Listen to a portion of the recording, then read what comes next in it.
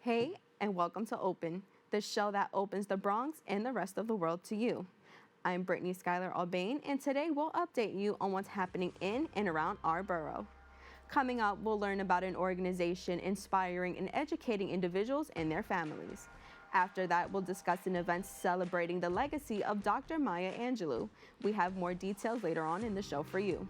Then we'll talk about the 20th annual Bronx River Sounds Performing Arts Festival and how it is celebrating Caribbean diversity. Also, we'll learn about a book offering a way forward so educators can nurture their students and professional selves. Finally, we'll discuss how one organization is providing high-impact, culturally responsive tutoring for K-12 and English learners. So stay tuned, all this and much more is headed your way because we're now officially open.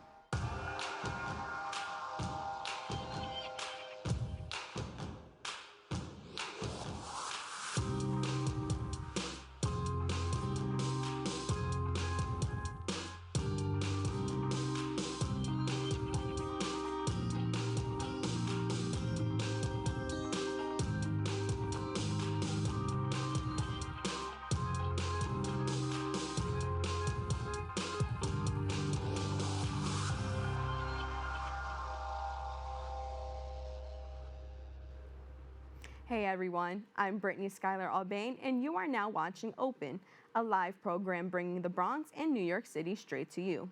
Don't forget to stay connected with us via social media at BronxNet TV. Some things have been going on throughout this past week. We'll take you through it with some Bronx updates.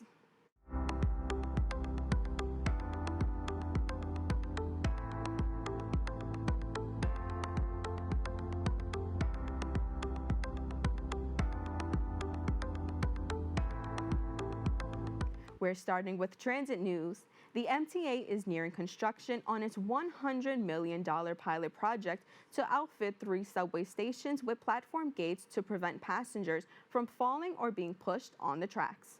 The city is currently finishing up the initial designs for platform barriers and will begin construction in the coming months.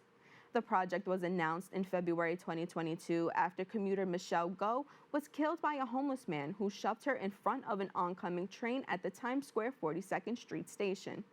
At least 25 people were shoved onto tracks last year, which is an increase from 21 the year prior. In other news, an annual Heroes Recognition Breakfast was hosted at the Botanical Garden to celebrate and honor local Bronxites who make their community a safer and healthier place. Our BronxNet reporter Kyrie Moody has more details. Councilmember Raphael Salamanca Jr. hosts his annual Heroes Recognition Breakfast at the Botanical Garden. This annual breakfast is to celebrate and honor local Bronxites who make their community a safer and healthier place. This is the annual Heroes Breakfast that Councilmember Raphael Salamanca hosts at the New York Botanical Gardens. It's a special way of recognizing heroes in the community, in business, and healthcare that helped the Bronx and New York City get through COVID-19. That was Michael Brady, former executive director of the Business Improvement District. Brady has recently stepped down from this position and moved on to continue his work with the Bronx Chamber of Commerce, and he is also the co-owner of Bar 47 located on Brooklyn Boulevard. He stands as one of the honorees for this year's breakfast. I am so grateful to be honored by the council member for our work in the small business and economic development space. During COVID-19, we were able to grab a coalition of community partners that joined together to really support our small businesses, not just by borough boundaries, but throughout the entire Bronx and New York City. Councilmember Salamanca Jr. just proved to community members that not all heroes wear capes. Reporting for BronxNet, I'm Kyrie Moody. Thanks, Kyrie. That's all for the Bronx updates. We have to take a quick break, but we'll have more Open when we return. Even though we didn't grow up together, he's my favorite brother. Hey, sis. I'm the baby of the family, and he's the gentle giant. What you know about Port Georgia? Man, please, that's a classic. You know when they say people are a rare breed? Yeah, he's that. I'm sorry, I'll be back in a few hours. Don't worry, Shaq. You know I'm for you. I know. Go get the football. That was my favorite memory. He was always for ya. This is a true story of me, Bridget Floyd, and this guy, George Perry Floyd Jr., my big brother.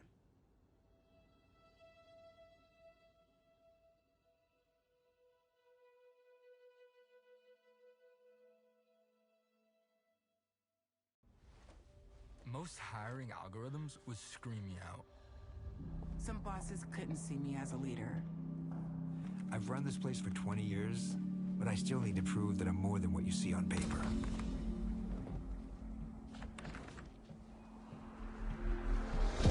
I've been running code as long as I've been able to reach a keyboard. This is what I do. It's second nature for me, coordinating 100 details at once. It's the way my mind works. I have a very mechanical brain. I sold them on my skills. You gotta be so good they can't ignore you. My magic is Analytics and empathy. That's how getting clients. You have to have the confidence in yourself to show up and defy the odds. I'm more than who I am on paper. I never got a college degree. And today, I'm the CEO of my own company. People want to tell me I'm one in a million, when actually I'm one of millions. Stars are all around us. It's time for them to shine. Welcome back. Granting Resources in Community Enrichment, Inc. is a nonprofit organization working to bridge the gap in economic disparities, advance health equity, and provide equal accessibility to individuals and families in underserved, poverty-stricken communities. Joining us to tell us more is the founder and president of G.R.A.C.E, Gracie Cedres. Gracie, thanks for joining us. Thank you. So just to start off, can you tell us a little bit more about G.R.A.C.'s mission?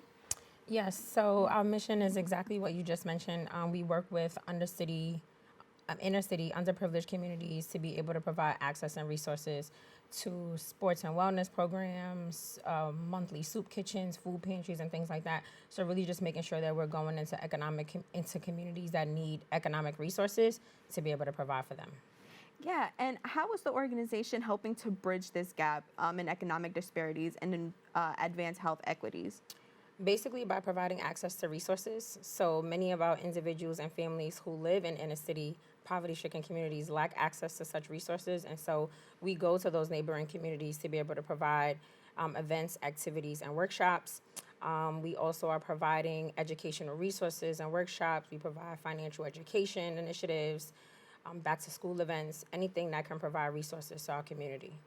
Right, and you guys, just as you mentioned, all the different resources that you guys provide, and amongst those are things like arts programming, wellness programs, sports programming, technology integration. So can you just elaborate on those programs and kind of give us an overview of each? Yes, so basically we partner with other community organizations and entrepreneurs to be able to allow them to come into a space where we provide programming for our young people, adults, and senior citizens. And our initiatives or programming ranges things from music production, DJing, we have sports programming, we have arts programming for our students who like to paint and draw. We also have different wellness initiatives such as yoga, meditation, and mindfulness. And we host different events and activities throughout the course of the year for our young people and our adults and seniors. And how do these programs contribute to Grace's overall mission? They basically help us to fulfill our mission by addressing the health equities that exist in our communities. Many of our families are faced with many social determinants that impact their households, mentally, physically, and by providing these resources for them, we help to increase social skills, right? We provide educational resources to help bridge the gap between what's happening at home and in our schools. So yeah. Yeah, and this organization overall was inspired by your late grandmother, Reverend Gracie Hyman. Can you tell me what inspired the establishment in her honor? Yes, so my grandmother was actually an advocate for working with our senior citizens and also for rebuilding our community within Harlem. In the 80s, many of our neighborhoods were dealing with abandoned buildings and areas that needed a lot of rehabilitation. And so she really invested in her community. And so when I started working with a nonprofit, I saw the firsthand experience of what giving back to your community looked like. And so I decided to emulate that in honor of my grandmother.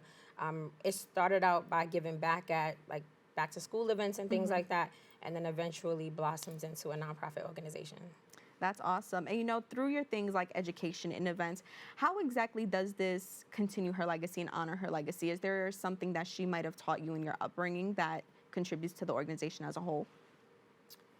Well, she taught me to put God first. I'll say that. And although religion doesn't directly impact our community, it is about service. It is about making sure that we are giving back, making sure that our young people know to also do the same. So as they go off, they can come back and also be servants to the community. So I would say the most important thing would be putting God first and just to be a servant, to be able to be of service to other people who are in need.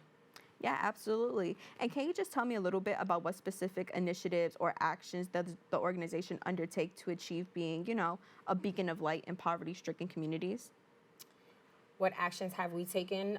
Honestly, just going out into our community. A lot of what we do impacts the direct neighborhood where I grew up. And we're just going out to be a face into the community. A lot of organizations are more in like brick and mortar, so a lot of what they do are inside.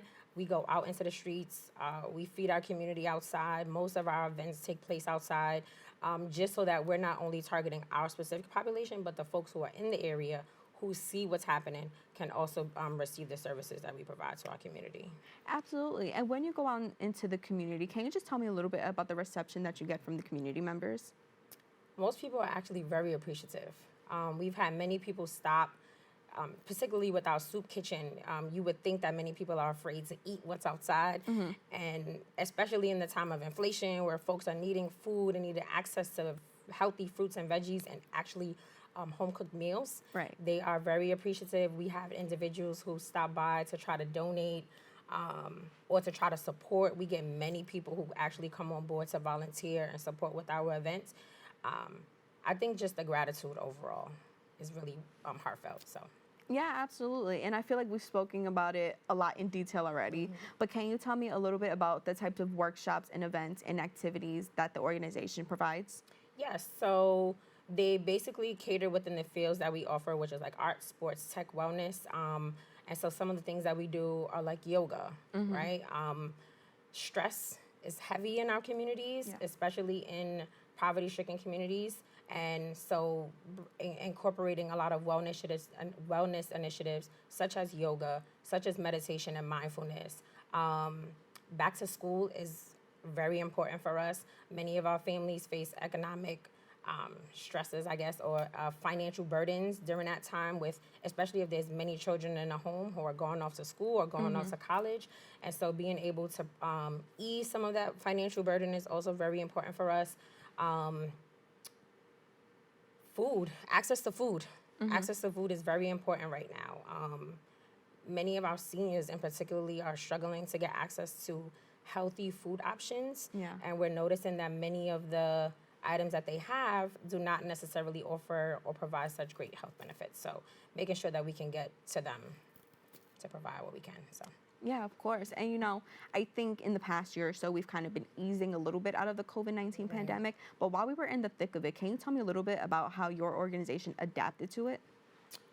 How we adapted? We actually started to do stuff a little bit more internationally, honestly. We found that many people internationally were in need of like clothes and footwear. And so we started with hosting like clothes drives. And because we couldn't necessarily get to individuals, we had a drop-off location where individuals could go to be able to drop off their gently used items, clothing, footwear. And we were able to then partner over with some international countries and get some items shipped over. So that was our main focus, actually, because we really couldn't do anything on the ground, like too much in person. Right. And, and as we wrap up, can you just tell me a little bit about what's next for the organization? Is there anything coming up? Is there anything we should know about?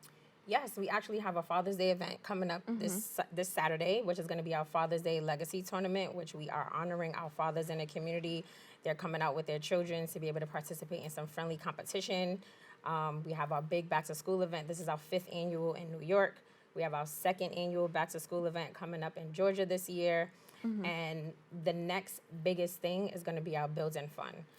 I am working to purchase and rehab a building in Harlem, and so that will be our safe haven, serving as our all-purpose community center. So that's the next big thing for us. That's awesome. So, any other huge plans coming up that, anything in the works, maybe expand or? Well, we would like to expand. Part of what we have started to do is take tours, specifically with our block parties. So every 2 years, we will adopt a new state. And so next year will be our opportunity to adopt a new state. So if anyone is in need and would like us to bring our back to school event to their state, we'll be happy to go. That's awesome, Gracie. I want to thank you so much for joining us Thank today. you. For more information, you can visit the website at harlemsgrace.org and follow them on social media at Harlem's Grace. Don't go anywhere. We'll be back with more Open right after this. My character, Shazam, knows all about growing up in a family full of teenage superheroes. They're bold. Where's everyone going? To fight crime? Okay. Adventurous. There's never a dull moment. And no matter what happens, they'll always have your back. All they need is a place to grow and be themselves. And the best part is, you don't have to be a superhero to adopt a teen. Learn more about adopting a teen from foster care. Visit adoptuskids.org. You can't imagine the reward. Welcome back. The National Dance Institute has positively impacted over 2 million children through immersive dance and music programs since its establishment. The NDI is hosting an exciting event called Rise, celebrating the life of Dr. Maya Angelou. The performance will honor the life and legacy of the great Dr. Maya Angelou, showcasing over 100 talented children from New York City public schools in a lively performance of dance and live music. Joining us now is the Executive Director of the National Dance Institute, Jermaine Jones. Jermaine, thank you so much for joining us. Thank you for having me. So just to start off, what is the National Dance Institute and what is your mission? So the National Dance Institute is a nonprofit arts education program which focuses on bringing children together through arts and dance and music. This was founded in 1976 by the legendary Jacques D'Amboise.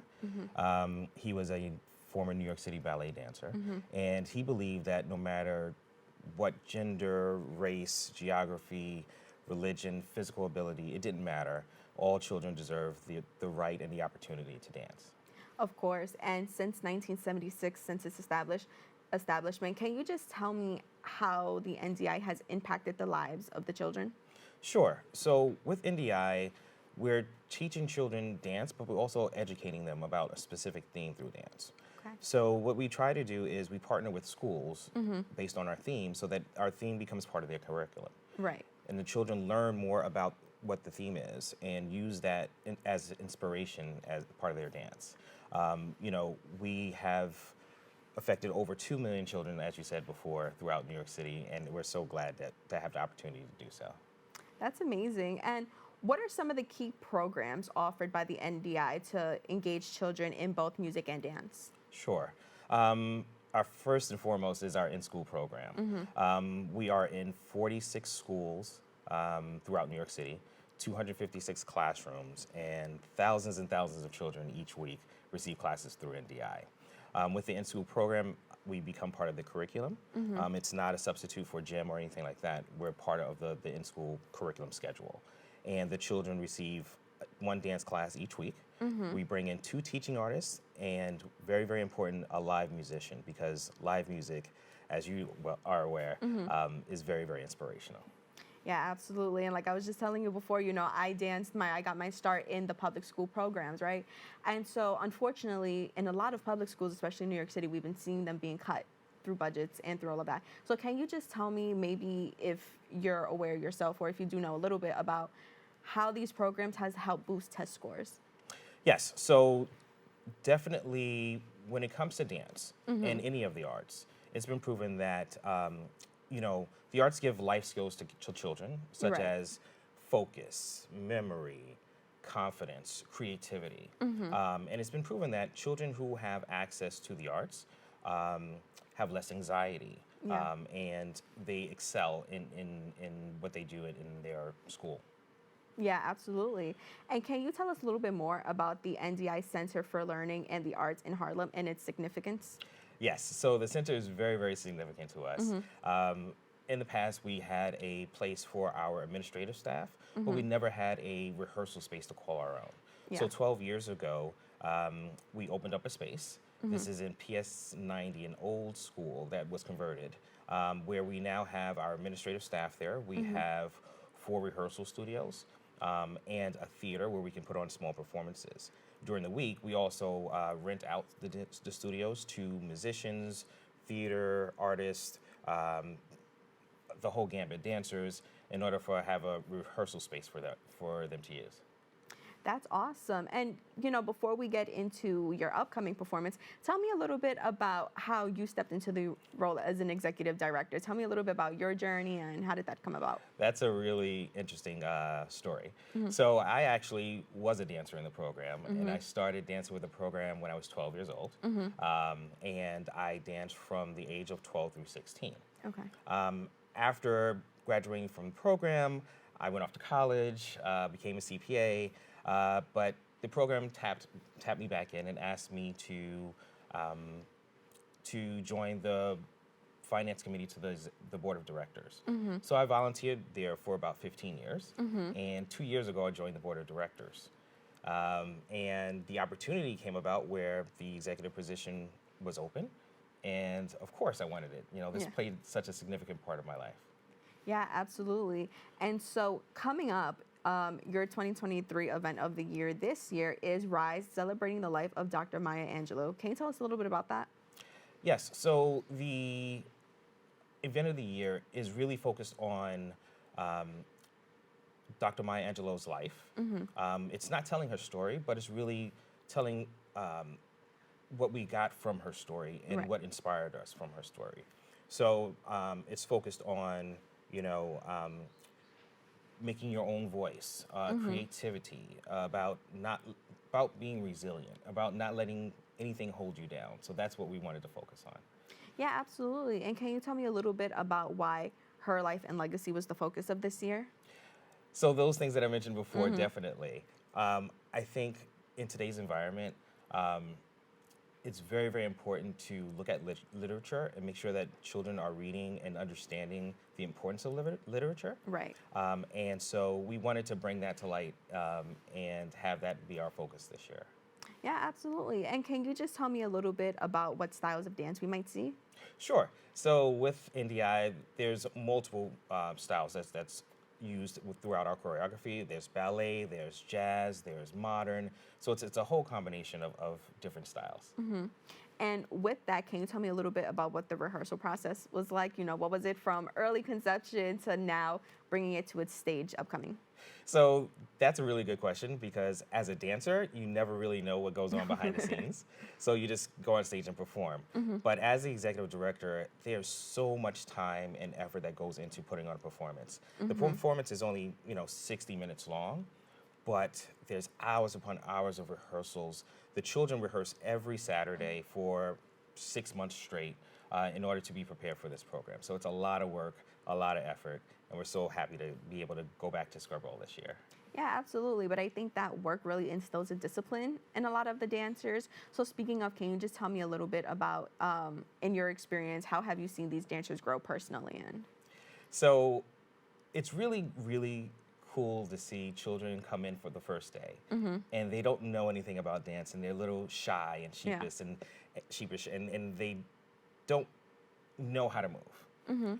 But you come back and you see them during their event of the year, their performances, and the joy that dancing brings on their faces, and the confidence that they have on the stage with their fellow students and administrators watching them perform.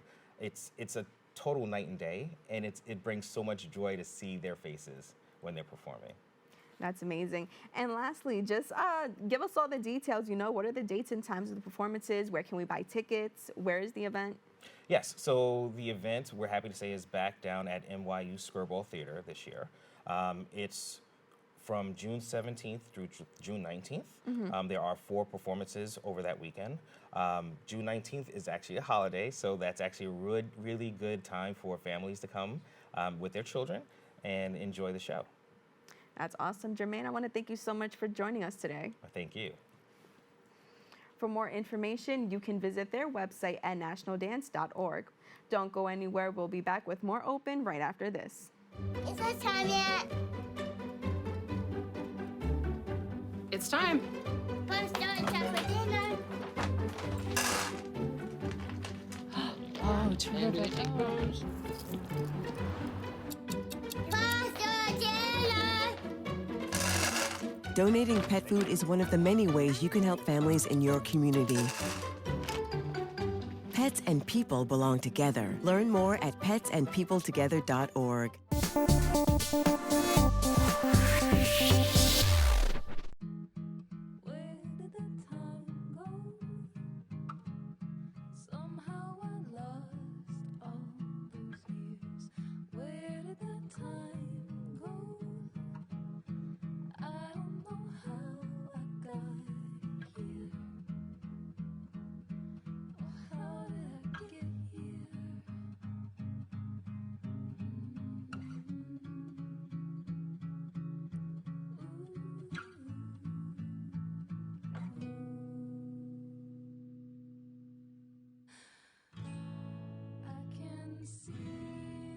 You've done the hard part. You quit smoking.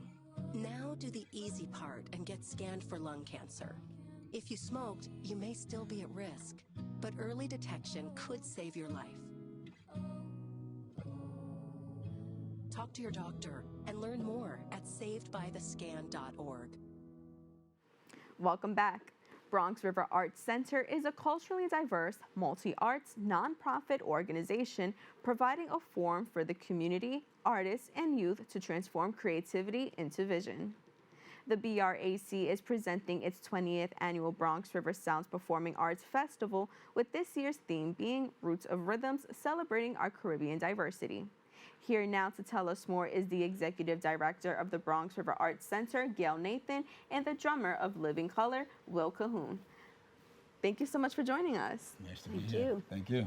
So just to start off, can you tell us a little bit more about the Bronx River Arts Center and its mission to bring professional arts programming to a culturally underserved population? You said it. Bronx River Arts Center has been operating in the central Bronx, South Central Bronx, for over 40 years. We were self-incorporated for 36 years. We were part of the first Bronx River Restoration Project, using the arts to help engage community in the restoration of the river way back in the 1970s. We have since joined with the Bronx River Alliance and have been a part of that effort for the past 20 years. And as you see, the river's clean. Yeah, Cleaner. Absolutely. Yeah. And so with that, can you tell me a little bit about how the B.R.A.C.E contributed to revitalization in the future of the West Farms community here in the Bronx? Well, aside from helping clean up the river, we've also done an awful lot about implementing public art into the area. We've done that at the corner of West Farms Square at Boston Road and East Tremont. We've done a big installation project in Starlight Park a couple years ago.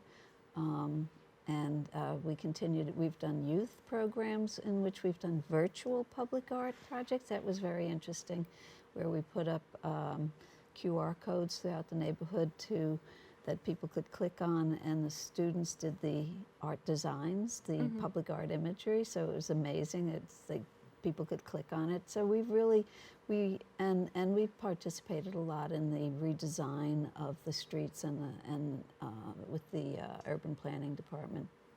So we're in there doing it. Yeah, absolutely, I can tell. And so coming up, you have your 20th annual Bronx River Sounds Performing Arts Festival. Can you just give me a little bit of an overview about the history of the festival and all of that? The festival, in a smaller form, goes back 20 years. So this year is our 20th anniversary.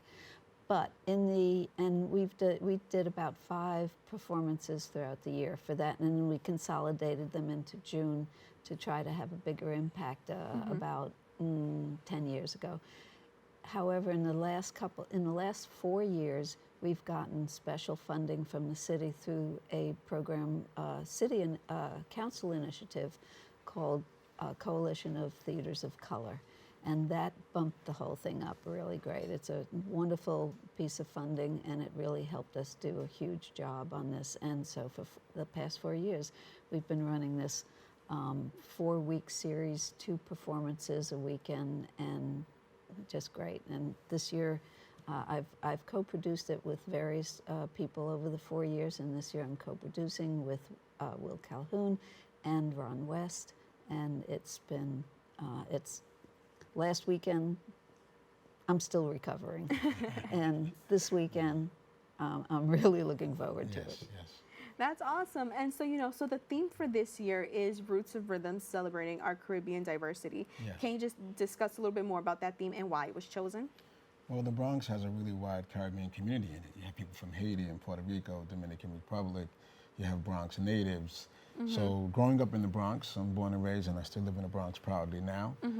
I wanted to put together a few artists with my fellow colleagues that represent the artistic makeup and the creative makeup of the Bronx. So the concept really was to include Panama and even Brazil, right? South America, Central America, and also Cuba and Jamaica and all of these kind of things. We walk around here in this fantastic borough that I call God's country, and we eat the food from the different communities, and we listen to music from different communities, and we want to carry out and have this festival to represent what the Bronx is for us artistically. Yeah, absolutely. And you kind of mentioned it already a little bit, but can you tell me, what are some of the Caribbean rhythms and sounds that attendees can expect? Rhythms and sounds. Well, it's going to be all about love, first of all. You're going to hear, we had reggae, we had Cuba, you're going to hear salsa, right? You're going to be able to dance and hang out. Some music from Panama, from Brazil, and from the north of Brazil, some maracatu, maybe some forró music as well. And me being from the Bronx, you're going to hear some Bronx beats, things that originated here, which started off hip-hop with a lot of influence of salsa, merengue, and other kinds of things. And one of my dear friends is from Mali, and we're actually going to have some fantastic Malian music from West Africa. That's awesome. And Will, can you just explain a little bit about the significance of your participation in the festival and your unique music ensemble? What can the audience expect a little bit from that performance? They should expect to be totally entertained. It's an honor for me because I'm very proud of the Bronx. I'm really proud of things that I've been able to accomplish in my career.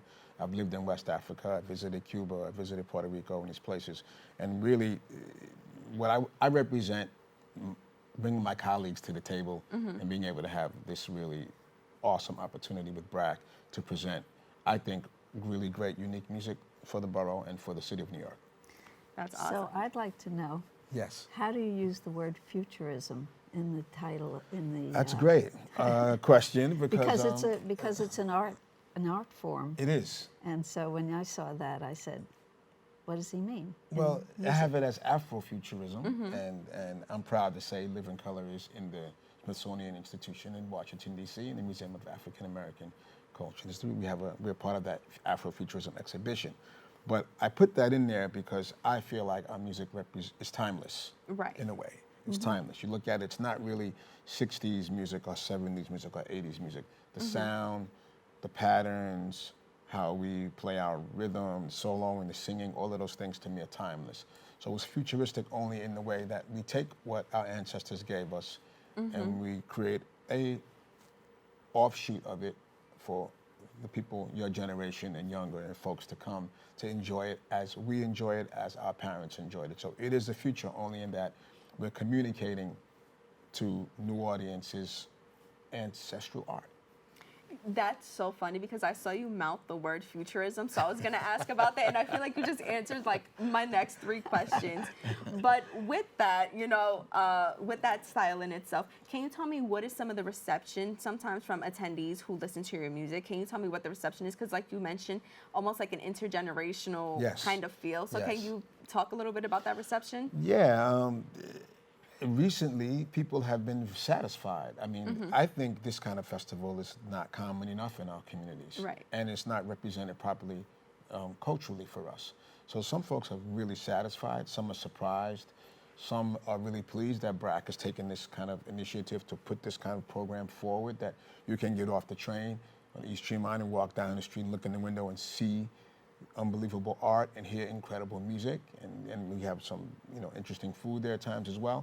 So the impact has been really positive, but to answer the question directly, people have been really, I would say, satisfied, relieved, impressed, and enthusiastic about what's to come for the following weekends. And I'd like to say that what's very exciting is how the children, young kids in our youth program and our visual arts program are participating and coming to these things with their parents and it's really wonderful to see. And at the last concert, there was a young man there.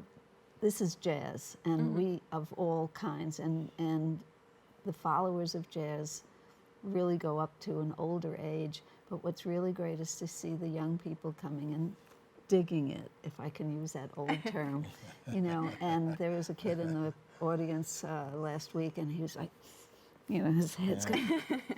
From the UK, He was British. You talked to him? Yeah, He that's was a great. young Yeah, man you from know, and London. that's just an example. I don't even know if he was in our program, but he found out about it.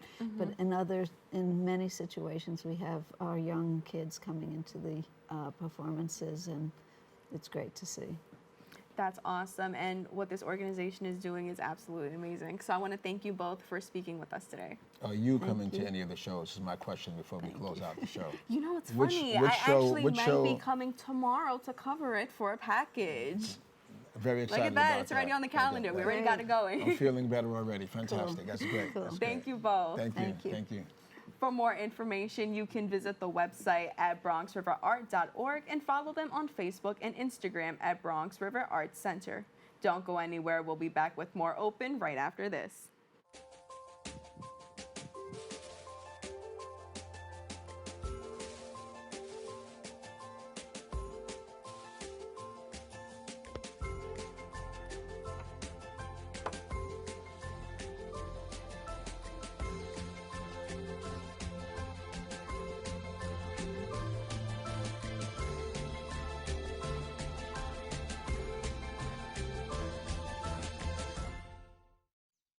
Jason, let's go see your room.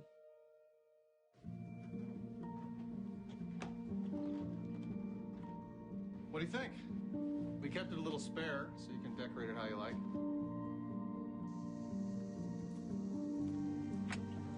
Dinner! Go? Excellent. Yeah, I saw you guys out there.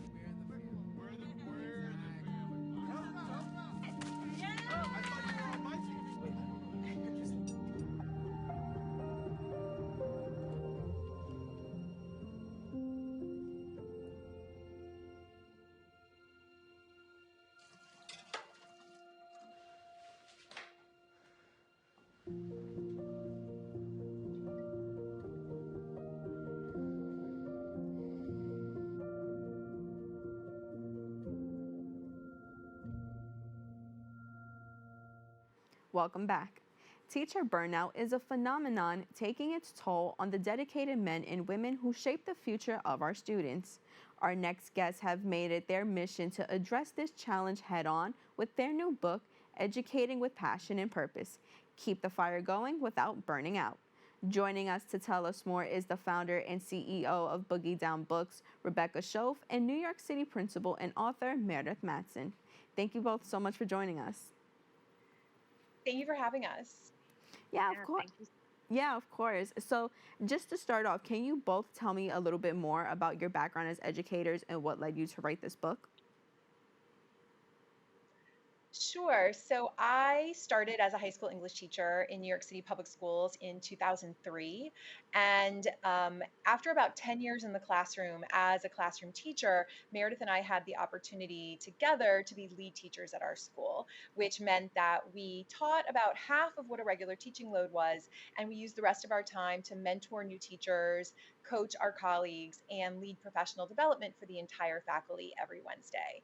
And it was a really, really amazing experience for both of us. We had both been teachers for about 10 years, but believe it or not, we were actually veterans at our school at that point. And we felt like through this experience of teacher leadership, we were really learning a lot about how to avoid burnout, which so many teachers experience, and how to address it even when it does start to creep in. And so we had this idea for the book. But other things happened. Life got in the way. We both pursued other professional opportunities. And it wasn't until the pandemic, actually, when we finally had the time to start writing the book. Meredith, do you want to tell the rest of the story? Yeah. So during the pandemic, as Rebekah said, all of a sudden we found ourselves in this weird situation where we had time. And so what we started to do was Zoom once a week, and we would just kind of give ourselves different topics that we would want to talk about, write about.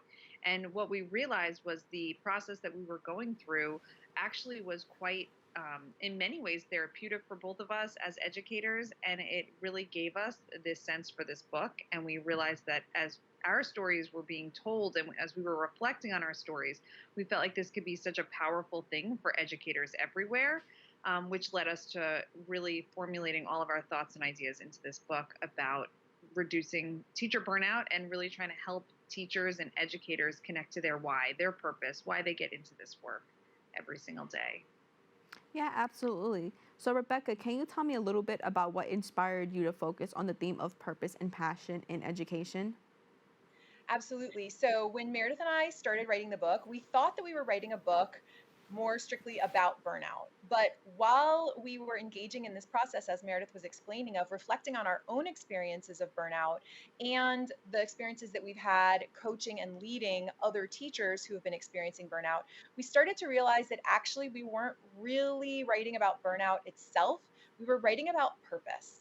And we were writing about how to help educators connect to, and in some cases, reconnect to the reason why they became educators in the first place. And what we uncovered is that for many teachers, burnout starts to set in when there's a misalignment between their purpose, their why, the reason why they wanted to be educators initially, and their reality, what they're experiencing right now. And so the key, or one key to avoiding burnout or addressing it once it sets in, is really connecting to purpose and using that purpose as a litmus test for decision making to ensure that your actions, your experiences, and your reality really are aligned with your purpose. I think that's amazing, and I think that's a great way to, in a way, find that silver lining within all of this. So specifically finding your passion, even though you are in this phase of burnout. So with that, Meredith, I want to ask you, in the press release, it mentions that your book aims to help educators stay engaged with their purpose. So could you elaborate on how educators can maintain that sense of purpose, amid the challenges they face? Yeah, so what we really believe is that teachers and educators need to have a very clear understanding of why they're in this work, and then think about ways to integrate that why into as many aspects of the job. So for an example, we have a whole chapter in the book about curriculum and what we teach. And we also have I can jump in here. So each chapter of the book has a different focus. And as Meredith was saying, one of those chapters is curriculum. We also have a chapter on instruction. We have one on being the lead learner. We have one on forming a network or a community, and also finding your professional home. And in each of those chapters, we take the reader through each of our personal stories with our experiences around that topic. And then we have a set of prompts and activities and reflective exercises for the reader to use to think about how their purpose aligns with that topic, or how that topic connects to their purpose, the kinds of decisions, the kinds of actions, the kinds of conversations, the kinds of reflective work, and sometimes the difficult decisions that they might need to make in order to bring their reality into alignment with their purpose. Additionally, we have a section at the end of each chapter that's especially for leaders who are supporting teachers through professional development, as supervisors, as principals or school leaders or district leaders, and the kinds of things that they can do to help support teachers to reconnect to their purpose and their passion and avoid or address burnout as well. I think that's such a cool thing to have within the book. You're not just reading. It's not like it's just a self-help book, but it really is personalized with these prompts and these activities. So I think that's such a great thing to add. And you spoke a little bit about the different concepts in the different chapters within the book. So with that, Meredith, I want to ask you, the book addresses things like race, privilege, and well-being. So why did you feel that it was so important to include these different aspects in the discussion of educating with passion and purpose?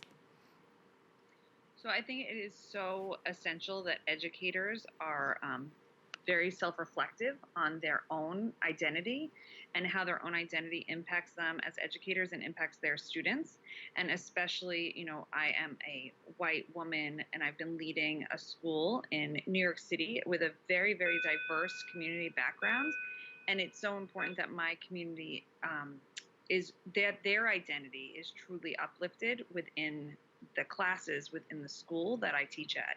And so when you're working through as an educator, what is your passion? What's your purpose? We have to think about the students that are in front of us, and we have to make sure that that truly aligns with what you're working on, because we owe it to our students to make sure that they are the forefront of the classroom.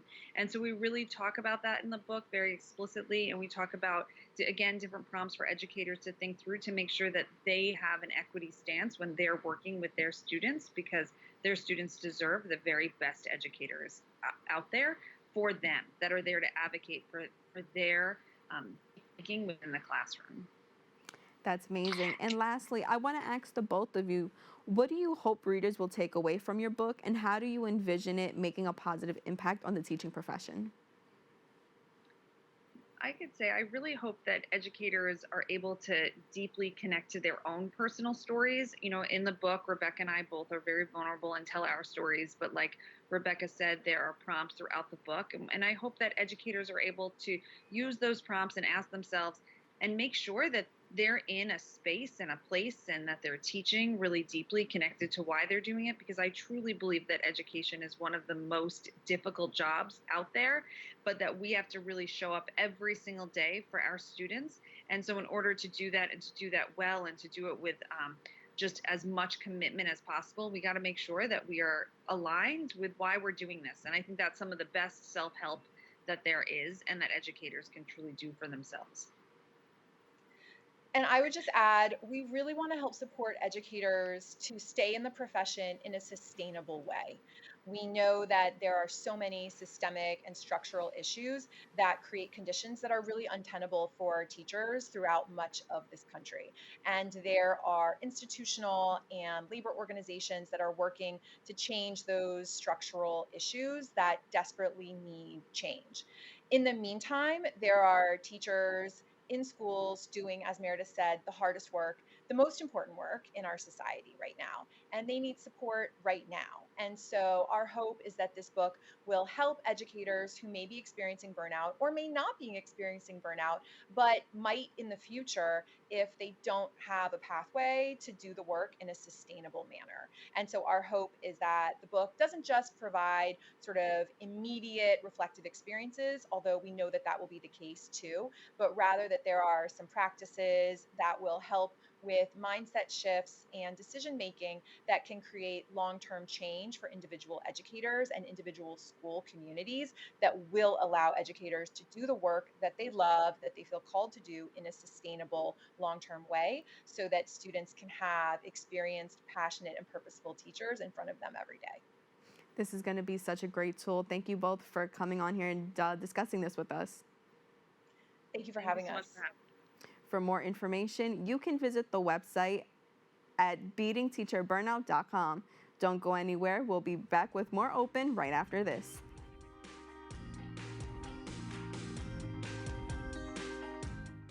How do you know when you've made the right decision? It's the feeling you get in your gut. The one that tells you what's right or wrong. It's the one that says, sure, I can have a drink. Or the feeling that says, okay, I've been drinking.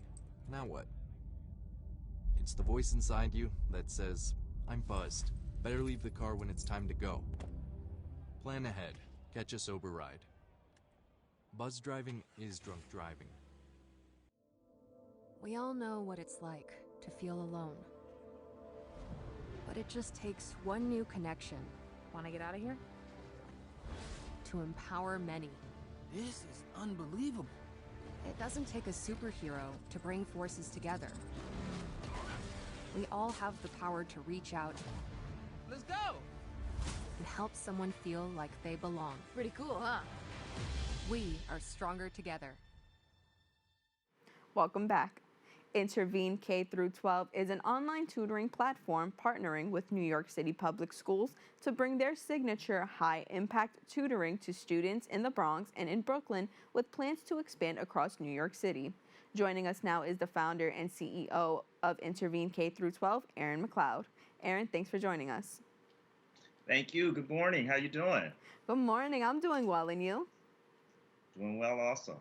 So just to start off, can you tell us a little bit more about the partnership between Intervene K-12 and New York City Public Schools? Sure. Simply put, we're on a mission to eliminate the barriers that stand in the way of our nation's young scholars. and we're bringing that work to New York City. We're really focused especially on those students that have been left behind, who are underserved, or who really don't have a voice in the system today. And our goal is really to build equity through education and increase talent in the workforce. And so that is the work that we're bringing to New York City schools. We started in the Bronx, the Boogie Down Bronx, and we're excited to be there. That's awesome. So can you tell me a little bit more about how this collaboration came about? What was the inspiration behind the organization? Sure. Okay, let me, I'm gonna start with, the kind of what we do a little bit, how does work, how we collaborate with schools and school systems and charters. What we do is we implement a evidence-based and research-backed high-impact online and in-person tutoring that is conducted throughout the school day. And it's important that we reach those students during the day, because many of our students in the schools in New York City don't have access to devices or reliable home reliable home internet. Excuse me. In fact, there's some data that's out there that shows that 1 in 4 Bronx residents don't have home internet nor enough devices at home. So it's very important that this work is done during the school day. So what we do is we small group our scholars in 3 to 5 to 1 tutor. And typically what we do is we assess to see for similar challenges. We pair them with a tutor based on those needs, and we support our scholars in math and reading. All our scholars that we have scholars that have special needs or special education, and we have our English learners or multilingual learners, and we support and differentiate support around those scholars. What we do is we leverage a library of really impactful, culturally relevant content that our team has been building and designing and continuously producing for years now. Those lessons are also designed to specifically focus in on career and workforce readiness. What we are trying to do is expose those scholars to lucrative, high-demand career paths, while we're helping them with their academic needs. And so the goal for our scholars is twofold: excel in the subject and have clarity on the workforce opportunities of today and tomorrow.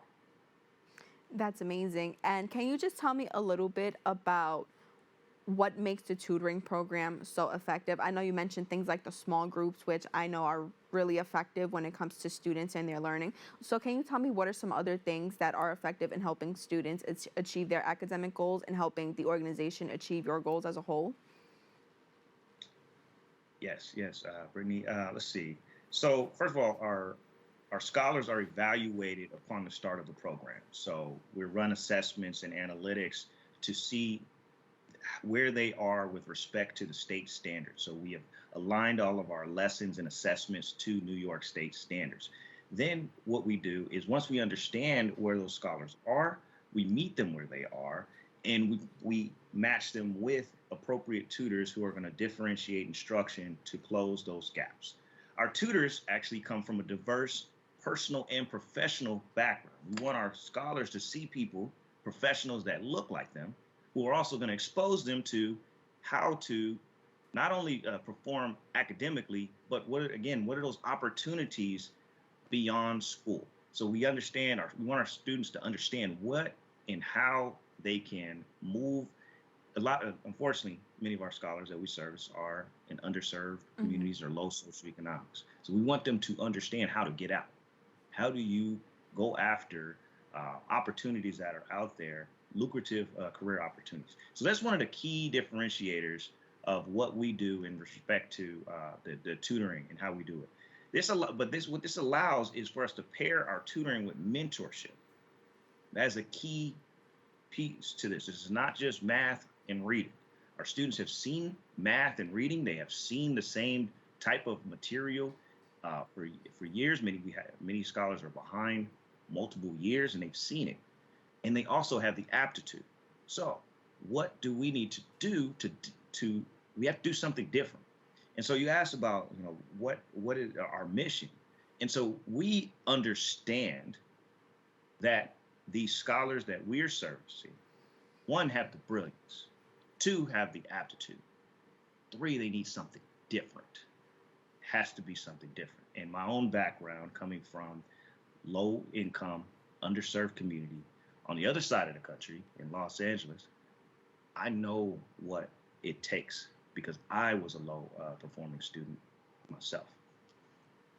Yeah, you mentioned the part about evaluation, and I think that's so important because a lot of times when you're put in tutoring groups, you're not being met where you're at. You're kind of just being thrown into this common curriculum.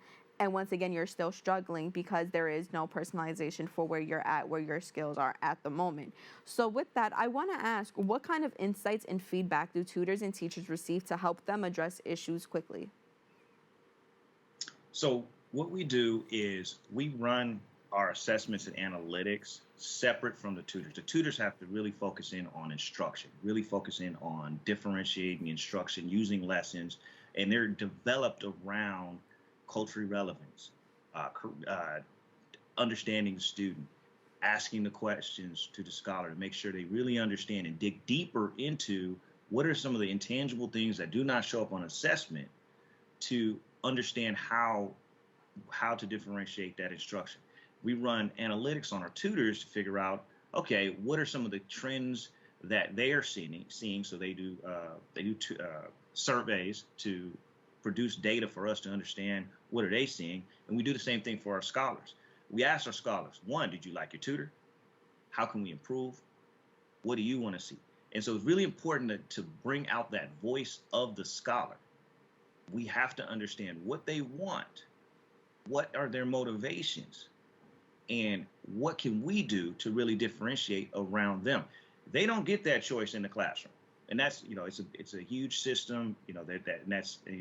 That is where we can move more nimble than a school system, and so we really can listen to our scholars and adapt around their voice. And it's important we also bring that voice up to our school system leaders. We bring it to our campus leaders and our teachers so that they can get insights that they did not really know about their scholars. And we give them that data and help them understand this is how you can also utilize this information in your Tier 1 instruction. That's amazing. I feel like in just this short amount of time, I've learned so much about the program, and I think this is such an amazing program. So with that, Aaron, I want to thank you so much for speaking with me today. Oh, no, thank you, Brittany. It's an honor to be here. Thank you so much. And I look forward to continue to expand this work and this important work in New York. Awesome. For more information, you can visit their website at intervenek12.com. We've come to the end of our show today. I'd like to thank all our guests for joining and you, the viewers, for tuning in. If you missed any part of today's show, you can catch the Recable cast on Optimum Channel 67, Verizon Fios 2133, or watch anytime on the web at bronxnet.org. You can catch a brand new episode of Open with Rena Valentine on Friday. This wraps up the episode for today. I'm Brittany Skyler Aubain. Take care.